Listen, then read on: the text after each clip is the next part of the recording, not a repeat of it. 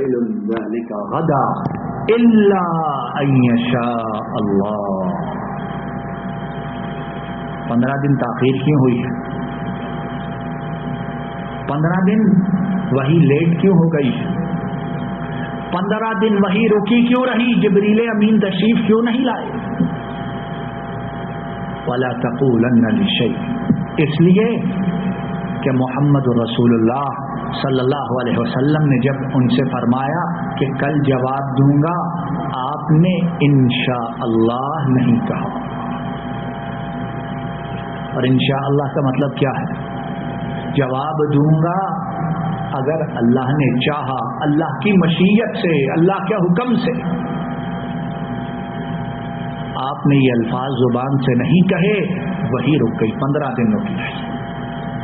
اور جب 15 دن بعد جواب آیا تو ساتھ آیا وَلَا تَقُولَنَّ لِشَيْءٍ إِنِّي فَاعِلٌ ذَلِكَ غَدًا، اور یہ کبھی مت کہیے کہ کل میں یہ کام کروں گا، الا ان یشاء اللہ، مگر ساتھ یہ ضرور کہیے کہ اگر میرے رب نے چاہا، اللہ کی مشیت ہوئی.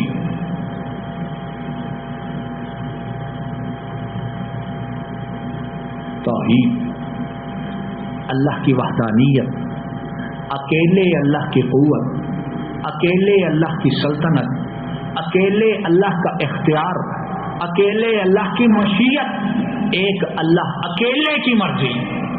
اور اس مشیت میں، اس حکم میں، اس مرضی میں محمد الرسول اللہ کو بھی دخل نہیں ہے صلی اللہ علیہ وسلم. الا ان یشاء اللہ. محمد الرسول اللہ اگرچہ آپ پیغمبر ہیں، رسول ہیں، لیکن بات وہ ہوتی ہے جو ہمارے حکم سے ہو، ہماری مرضی سے ہو، ہماری مشیت سے ہو، اس کے بغیر کچھ نہیں ہو سکتا. 15 دن بعد آپ نے پھر بلایا اور انہیں ان تینوں سوالوں کا جواب دیا. لیکن افسوس، جن دلوں پہ مہر لگ جائے وہ پھر ہدایت کو قبول نہیں کرتے. سورت کی ابتدا ہوئی الحمدللہ الذی انزل علی عبدہ الکتاب ولم یجعل لہ عوجا قیما لینذر بأسا شدیدا من لدنہ ویبشر المؤمنین الذین یعملون الصالحات ان لهم اجرا حسنا ماکثین فیہ ابدا. اور اسی میں فرمایا فَلَعَلَّكَ بَاخِعٌ نَفْسَكَ عَلَىٰ آثَارِهِمْ إِن لَّمْ يُؤْمِنُوا بِهَٰذَا الْحَدِيثِ أَسَفًا. 15 دن پیغمبر پریشان رہے. کیوں؟ اس لیے کہ اب جب وحی نہیں آئی ہے تو یہ لوگ ہدایت کس طرح پائیں گے؟ یہ اپنی بات کو سچی جان کر اس پر اڑ جائیں گے، ڈٹ جائیں گے. فرمایا پیغمبر آپ دکھ کے ساتھ اپنی جان کو ہلاک کر لیں گے کہ یہ لوگ اس قرآن پر، آپ کی بات پر، آپ کے پیغام پر ایمان نہیں لائے.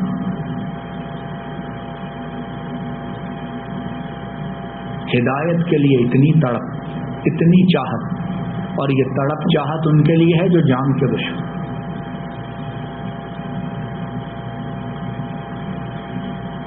کچھ آیات کے بعد اب انہوں نے جو سوال پوچھا تھا کہ ان جوانوں کے ان گروہ کی خبر دیجئے جنہوں نے قوم کو چھوڑ کر غار میں پناہ لی تھی. اس کے متعلق اللہ رب العالمین فرماتے ہیں نحن نقص علیک نبأهم بالحق انہم فتیۃ آمنوا بربہم وزدناہم ہدی.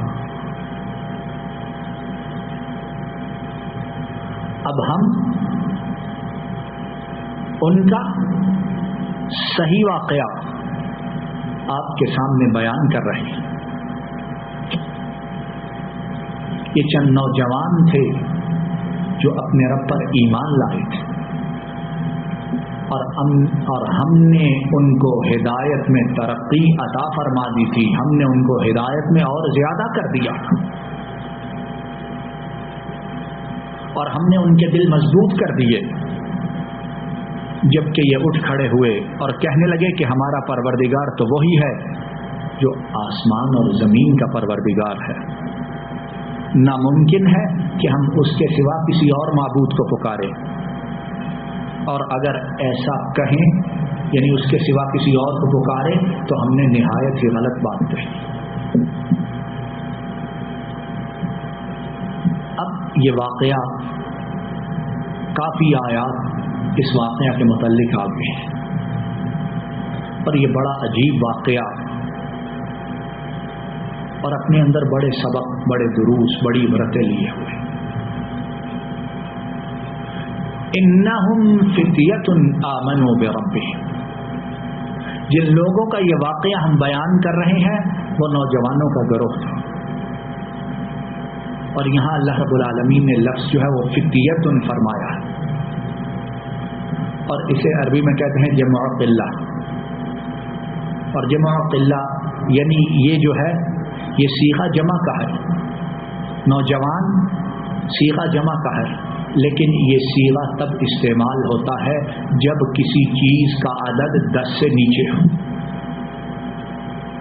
जब किसी चीज़ की तादाद कितनी हो, 10 से नीचे हो, 3 से ऊपर, 3 या 3 से ऊपर और 10 से नीचे नीचे हो, तब ये सीगा इस्तेमाल किया जाता है। तो बयान करने का मकसद ये, अल्लाह रब्बुल आलमीन यहाँ ये सीगा लाए हैं फितिया, मतलब ये कि वो नौजवान 3 या 3 से ज़्यादा थे और 10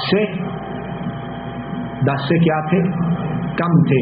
आगे देखते हैं कि उनकी तादाद कितनी। फित्यतुन आमनू बिरब्बिहिम, ये अरबी ज़ुबान की बलागत, ये अरबी ज़ुबान का एजाज़ है कि यहाँ 3, 4, 5, खमसा, सित्ता कुछ नहीं कहा, लेकिन एक लफ्ज़ के आने से उनकी तादाद की खबर हो जाती है। आम ज़ुबानों में इस तरह नहीं है, वहाँ तादाद बतलानी पड़ती। अब ये नौजवान कौन थे? पहली कौमों में से एक कौम थी, और वो लोग बुतों की इबादत करने वाले, गैर अल्लाह के लिए ज़िबा करने वाले, और हर वो काम करने वाले थे जो जिन्हें हम शिरकिया आमाल कहते हैं। ये नौजवान, उनकी कौम में एक दिन ईद का होता था, जिस दिन वो लोग सब एक जगह इकट्ठे होते, खेल कूद करते और इस दिन को मनाया करते थे। और उस दिन वो ख़ास तौर से अपने माबूदों की इबादत, उन पर चढ़ावे, उनके लिए नज़र व न्याज दिया करते। अपनी कौम के साथ ये नौजवान भी निकले। अब जब उन्होंने देखा कि गैर अल्लाह बुतों की इबादत है, उनके लिए ज़िबा करना है, और हर वो रस्म, हर वो काम है जिससे शैतान खुश होता, शैतान राज़ी होता, और हर वो काम है जो अल्लाह की नाराज़गी का सबब बनता है। क्या हुआ? एक नौजवान अपनी कौम वालों से अलहदा हो जाता है, अपनी कौम वालों से अलग हो जाता है। उसे दुख होता है, अफसोस होता है, कौम वाले क्या कर रहे हैं। और इमाम इब्न कसीर अपनी तफसीर में बयान करते हैं कि वो आकर कौम वालों से कुछ दूर हटकर एक पेड़ के नीचे बैठ जाता, परेशान है और कौम वालों की हरकतों को देख रहा है, क्या कर रहे हैं। कुछ देर गुजरती है, एक और नौजवान आता है, वो उससे कुछ हटके लेकिन उससे करीब वो भी बैठ जाता है, और इन दोनों को एक दूसरे के मुताल्लिक कोई खबर, कोई इल्म, और इससे पहले इन दोनों के दरमियान कोई ताल्लुक नहीं। कुछ देर गुजरती है, एक तीसरा जवान आता है, वो भी इनके करीब आकर बैठ जाता। खामोश हैं, किसी को पता नहीं कि किसी के दिल के अंदर क्या बात है और वो कौन सा जज्बा है वो जो कौम से अलहदा करके उन्हें यहाँ इस दरख्त के नीचे, इस दरख्त के करीब ले आया। 3, 4, 5, हत्ता के 10 से कम नौजवान यहाँ जमा हो जाते हैं। अब एक दूसरे की शक्लें देख रहे हैं कि वजह क्या है, सबब क्या है। एक उनमें से कहता है कि भाइयों, हमारा ताल्लुक एक ही कौम से है, आज का दिन मनाने के लिए हम लोग आए हैं और हमें नहीं मालूम कि हर एक के दिल में क्या बात है, तो आओ जो बात हमारे दिल में है और जिस वजह से हम लोग अलहदा हुए हैं वो बात हम एक दूसरे को बताएं। पहला बोलता है, कहता है मैं अलहदा इसलिए हुआ कि कौम रब के अलावा जिनकी इबादत करती है ये इबादत बातिल, और रब के अलावा जो माबूद बनाए हैं सारे झूठे हैं। मेरा दिल गवारा नहीं करता, मेरी तबीयत मांगती नहीं, इसलिए अलहदा होकर बैठ गया। पहले ने कहा, दूसरे ने भी यही कहा, तीसरे ने भी यही कहा। जब सब ने अपने दिल का राज बता दिया तो कहने लगे मकसद तो एक ही, तो आओ इन कौम वालों से अलहदा होकर एक अल्लाह की इबादत करें।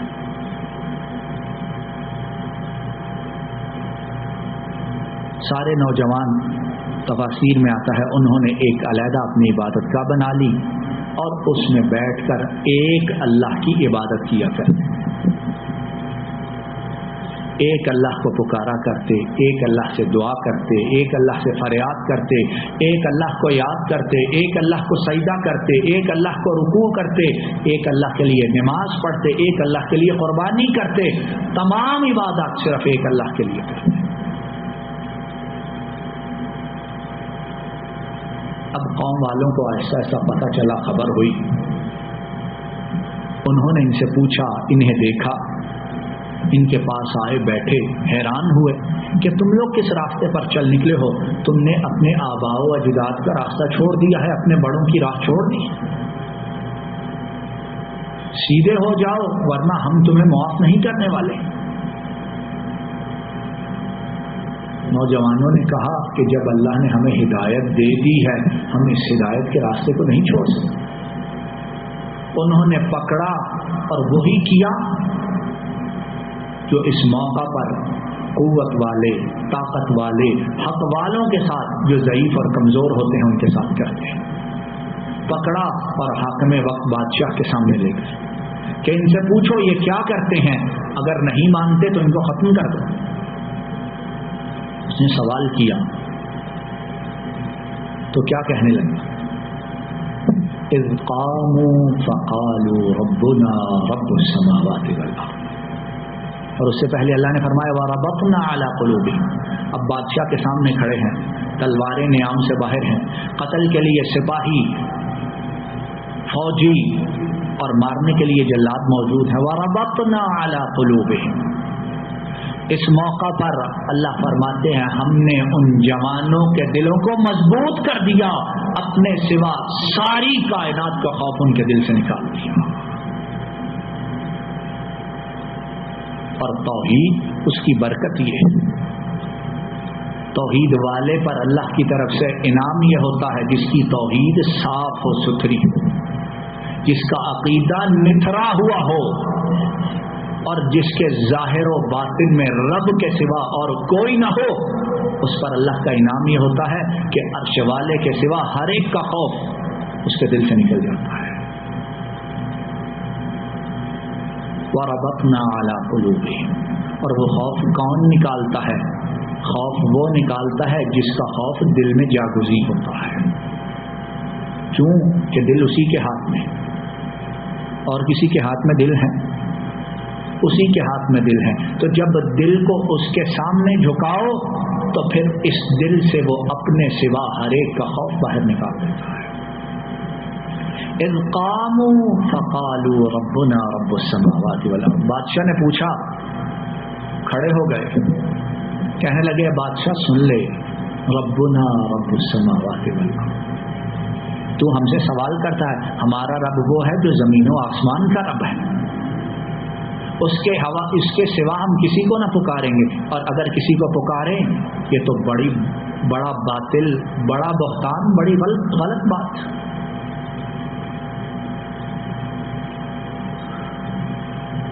اب مفسرین بیان کرتے ہیں کہ بادشاہ نے انہیں کچھ مہلت دی کہ جا کر اپنے عقائد، قوم کے عقائد کے مطابق کر لو، ورنہ پھر موت کے لیے تیار ہو جاؤ۔ وہ لوگ آئے، صلاح مشورہ کیا تو کہنے لگے وَإِذْ اعْتَزَلْتُمُوهُمْ وَمَا يَعْبُدُونَ إِلَّا اللَّهَ فَأْوُوا إِلَى الْكَهْفِ يَنشُرْ لَكُمْ رَبُّكُمْ مِنْ رَحْمَتِهِ۔ اب قوم والے بھی پیچھے ہیں، بادشاہ، اس کے کارندے، اس کے سپاہی، وہ بھی پیچھے ہیں۔ کہنے لگے آپس میں کہ جب ہم نے اپنی قوم سے کنارہ کشی اختیار کر لی، جن کی یہ عبادت کرتے ہیں ان کو بھی چھوڑ دیا ہے، تو آؤ اب ان کی زمین، ان کا شہر، ان کا دیش بھی چھوڑ دیں، وہاں چلے جائیں جہاں اللہ کی عبادت کرے اور ہمیں روکنے والا کوئی نہ۔ فَأْوُوا إِلَى الْكَهْفِ يَنشُرْ لَكُمْ، آؤ غار کے اندر چلے جائیں۔ اور ساتھ کیا کہا؟ يَنشُرْ لَكُمْ رَبُّكُمْ مِنْ رَحْمَتِهِ، جب غار میں اس کی عبادت کے لیے جائیں گے دنیا سے کٹ کر، تو وہ اپنی رحمت کو ہمارے لیے پھیلا دے گا۔ مایوس نہیں ہے، مایوس نہیں ہے، اس کی رحمت اور اس کی ذات پر اعتماد اتنا ہے، دنیا والوں سے کٹ جاؤ، وہ اپنی رحمت کو اس طرح پھیلائے گا کہ ہم ساری دنیا والوں سے بے نیاز ہو جائیں گے۔ وَيُهَيِّئْ لَكُم مِّنْ أَمْرِكُمْ رَشَدًا، مفسرین نے اس کے معنی بیان کیے ہیں، اور آخر کار جو ہمارا انجام ہوگا وہ بڑا بہترین ہوگا۔ رحمت کو پھیلا دے گا اور انجام جو ہوگا وہ بہترین ہوگا۔ اب غار میں قوم کو، دنیا کو، دنیا والوں کو، دنیا کے ساز و سامان کو چھوڑ کر جا رہے، اسباب پر نظر رکھنے والا کبھی یہ نہیں کہے گا کہ تم لوگ کامیاب ہو، لیکن جس رب پر اعتماد ہے، جس کی توحید کو چمٹائے ہوئے ہے، کہتے ہیں وہ رحمت بھی پھیلائے گا اور ہمارا انجام بہت بہترین ہوگا۔ اور پھر ان کا انجام بہترین ہوا کہ نہ ہوا؟ کیوں ہوا کہ نہ ہوا؟ اللہ نے اس کتاب میں ان کا ذکر کیا جو قیامت تک تلاوت کی جاتی رہے گی، اور ان کا واقعہ پڑھ کر کتنوں کے دل اللہ کے فضل سے مضبوط ہوں، کتنے ان کا واقعہ پڑھ کر توحید پر سختی سے جم جائیں گے، کتنے ان کا واقعہ پڑھ کر اللہ کی رحمت سے ہدایت پا جائیں گے، اور ان تمام چیزوں کا ثواب ان کے نامہ اعمال میں، بولیے کیا ہوگا؟ لکھا جاتا رہے۔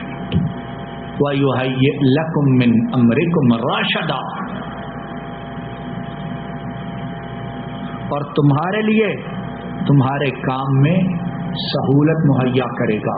اور مفسرین نے بیان کیا کہ اس طرح سہولت مہیا کرے گا کہ تمہارا انجام آخر کار بہترین ہوگا۔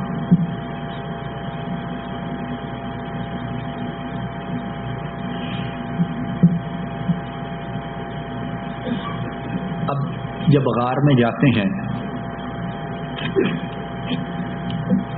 تو کیا ہوتا ہے؟ وہاں اللہ رب العالمین ان نوجوانوں پر نیند کو طاری کر دیتے ہیں، سو جاتے ہیں۔ دنیا کی تکلیفیں، دنیا کی پریشانیاں، دنیا کے غم، اللہ نے اس سے نجات کا ذریعہ یہ بنایا کہ آنکھوں پر، نگاہوں پر، دل و دماغ پر نیند طاری کر دی، سو جاتے ہیں۔ اب جب سو گئے ہیں اور ایک چیز لمبا عرصہ ہوا سے، دھوپ سے دور رہے تو وہ چیز تو گل سڑ جاتی، خراب ہو جاتی ہے، بدبو چھوڑ جاتی ہے، اور کچھ عرصہ بعد مٹی کے ساتھ مل کر مٹی ہو جاتی ہے، نام و نشان مٹ جاتا ہے۔ وَيُهَيِّئْ لَكُم مِّنْ أَمْرِكُمْ رَشَدًا، انجام کار تمہارا بہترین ہوگا۔ انہوں نے رب کے ساتھ امید یہ باندھی تھی، اللہ نے اس امید کو کس طرح پورا کیا۔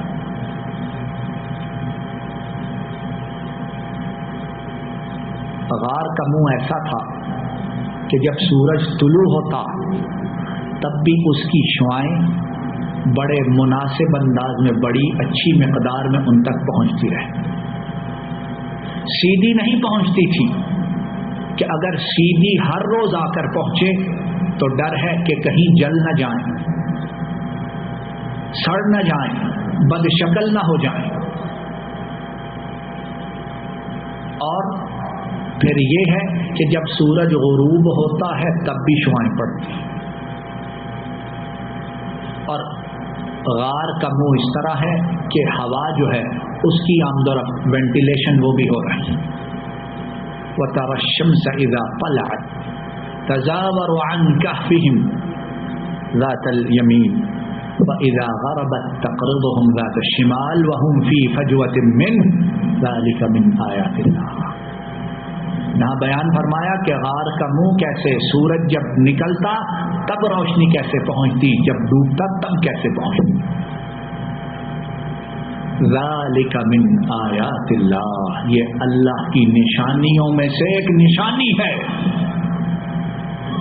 کہ جب اس نے بچانا ہو، جب اس نے سلامت رکھنا ہو، جب اس نے حفاظت کرنی ہو، جب اس نے دنیا والوں کو دکھانا ہو، جب اس کی مرضی ہو، تو وہ کچھ کرتا ہے جو دنیا والے نہ سوچ سکتے، نہ کر سکتے، نہ اس کا تصور کر سکتے۔ من يهد الله فهو المهتد ومن يضلل فلن تجد له وليا مرشدا۔ ہدایت یافتہ وہی ہے جسے عرش والا ہدایت دے، اور جسے وہ گمراہ کر دے آپ اس کے لیے ہدایت کا سامان کرنے والا کوئی اور نہ پائیں گے۔ پھر یہی بندوبست نہیں کیا اور ان کے لیے بندوبست وَتَحْسَبُهُمْ أَيْقَاظًا وَهُمْ رُقُودٌ۔ آپ اگر انہیں دیکھیں تو سمجھیں کہ وہ جاگ رہے ہیں اور حقیقت میں وہ سو رہے ہیں۔ آپ سمجھیں وہ جاگ رہے ہیں لیکن حقیقت میں ہم نے سلا دیا ہوا ہے۔ یہ کیسے ممکن ہے؟ مفسرین بیان کرتے ہیں کہ سو تو گئے ہیں لیکن آنکھیں کھلی ہوئی ہیں، سو گئے ہیں لیکن آنکھیں کھلی ہوئی ہیں۔ اب ممکن ہے کوئی تعجب کرے کہ نیند بھی، آنکھیں بھی کھلی ہوئی، جس اللہ نے انہیں اتنے 100 برس تک سلائے رکھا اس کے لیے آنکھیں کھول کر سلانا کون سا مشکل ہے؟ اس کے لیے کھلی آنکھوں کے ساتھ نیند طاری کر دینا کون سی مشکل ہے؟ یہ تو ہم لوگوں نے سمجھ رکھا ہے کہ آنکھیں بند ہو تو نیند آتی ہے، کھلی ہو تو نیند نہیں۔ اگر وہ حکم جاری کر دے نیند آ جائے آنکھیں کھلی رہیں تو اس میں تعجب کی کیا بات ہے؟ وَنُقَلِّبُهُمْ ذَاتَ الْيَمِينِ وَذَاتَ الشِّمَالِ۔ جب اللہ پاک بیماریوں سے، حوادث سے ہم سب کو محفوظ رکھے، جب کوئی مریض لمبا بیمار ہوتا ہے اس کے لیے لمبا بیڈ ریسٹ ہو تو کیا ہوتا ہے؟ مریض کی جو بیک ہے، پچھلی کمر ہے، وہاں دانے ہوتے ہیں، زخم ہو جاتے ہیں، جلد خراب ہو جاتی ہے مسلسل لیٹنے کی وجہ سے۔ اور پھر اس مریض، اس پیشنٹ کو کیا کرتے ہیں؟ اس کو کہتے ہیں کہ کروٹ بدلتے رہو آہستہ سے، یا اسے خود اٹھا کے اس کی جگہ بدلتے رہیں۔ اب یہ تو سو گئے ہیں اور انہوں نے کتنے 100 برس سونا ہے، اگر ایک ہی طرح پڑے رہے تو نیچے سے جو جسم ہے اسے تو زمین کھا جائے گی۔ وَنُقَلِّبُهُمْ ذَاتَ الْيَمِينِ وَذَاتَ الشِّمَالِ۔ وہ تو سو گئے ہیں لیکن جس رب کی توحید پر ایمان لائے ہیں وہ سوتا ہے، کیونکہ وہ سوتا ہے، اسے نیند آتی ہے، اسے اونگ آتی ہے، اس پر غفلت طاری ہوتی ہے۔ لا تأخذه سنة ولا نوم، الحی القیوم، وہ تو ہمیشہ سے زندہ ہے، ہمیشہ رہے گا۔ القیوم، سب کو سنبھالنے والا، سب کے کام چلانے والا ہے۔ وَنُقَلِّبُهُمْ ذَاتَ الْيَمِينِ، اور اس دوران ہم انہیں دائیں اور بائیں دونوں طرف پلٹتے رہے، ان کی کروٹوں کو ہم بدلتے رہے.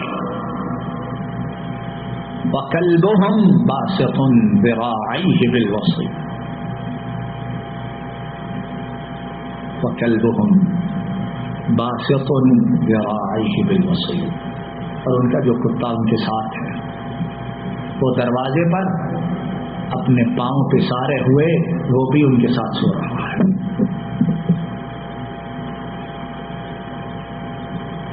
اب کتا جو ہے یہ پتہ کیسا جانور ہے، جس گھر میں ہو وہاں رحمت کے فرشتے نہیں آتے، لیکن دیکھو بری چیز نیک لوگوں کے ساتھ ہو تو وہ بری چیز کی قسمت بھی جاگ جاتی ہے. سمجھ آئی ہے بات؟ اب اس کتے کا قرآن کریم میں تذکرہ آ گیا ہے. کیوں آ گیا ہے؟ کہ یہ توحید والوں کے ساتھ تھا.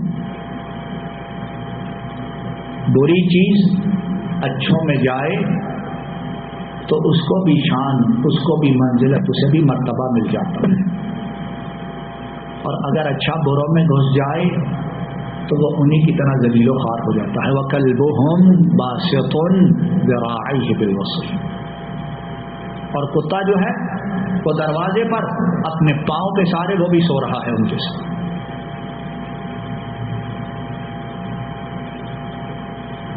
اور پھر یہ بھی دیکھو کہ کتا اگر اندر ہو تو رحمت کے فرشتے نہیں آتے. اللہ نے انتظام بندوبست ایسا کیا کہ کتا دروازے پر ہے، اندر نہیں ہے. بات کے دروازے پر ہے اور وہیں پاؤں پہ سارے سو رہا. لو اطلعت علیہم لولیت منہم فرارا،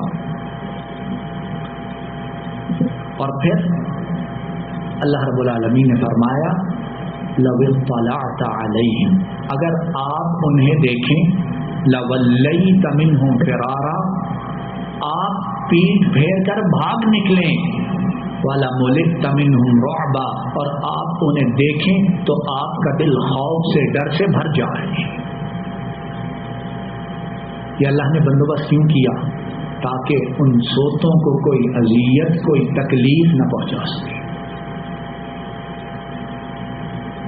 اللہ خیر حافظا، اللہ سب سے بہترین حفاظت کرنے والا ہے.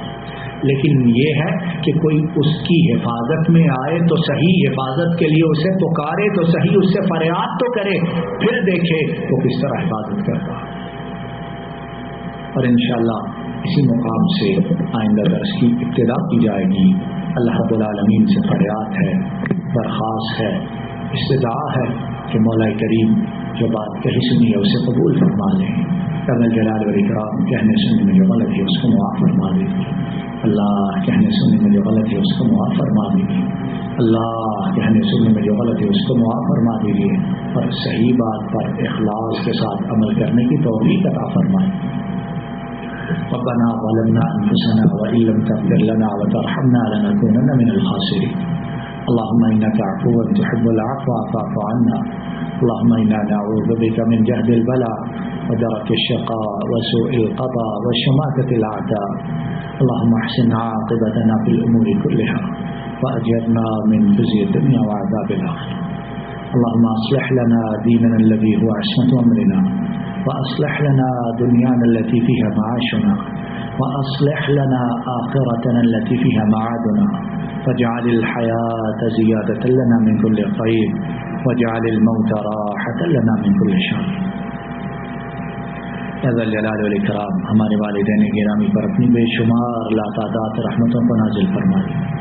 اللہ ہمارے والدین گرامی پر اپنی بے شمار لاتعداد رحمتوں کو نازل فرمائے.